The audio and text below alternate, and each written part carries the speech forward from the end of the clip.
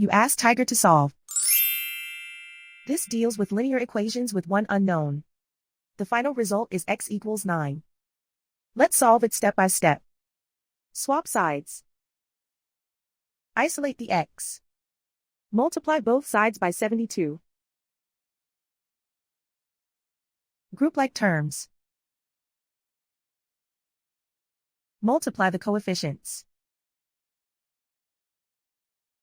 Simplify the fraction. Multiply the fractions. Find the greatest common factor of the numerator and denominator. Factor out and cancel the greatest common factor. And so the final result is x equals 9.